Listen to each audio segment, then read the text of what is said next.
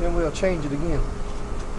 Alright, by the way, if y'all ain't got you one of these Max's Garaj Mahal sweat rags here, tell you what, I'm going to tell you how you make your very own. And this is simple. It's one of the simplest ways to do a sweat rag. I'm going to explain this to you real quickly. Alright, what you do here is you take a pair of your personal underwear. You got to have good quality underwear, and these are Stafford from JCPenney's. Got that real soft waistband, and you notice the waistband's missing. All you do is you wear these things for about 25, 30 years, maybe 35 you get the really good ones.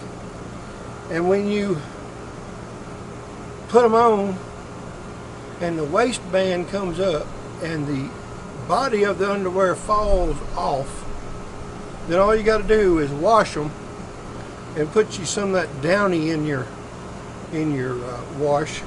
Make these good and soft, and these make excellent sweat rags. Now, I don't recommend you wipe your sweat and then clean your glasses.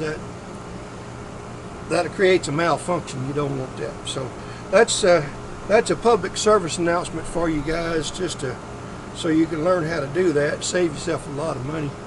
But it's embarrassing walking around with nothing but the band on, so you probably want to replace them underwear with a pair you can wear, because I don't know, I hadn't done it personally, but I've seen people walk around with just a band on, and it's not a pretty sight. So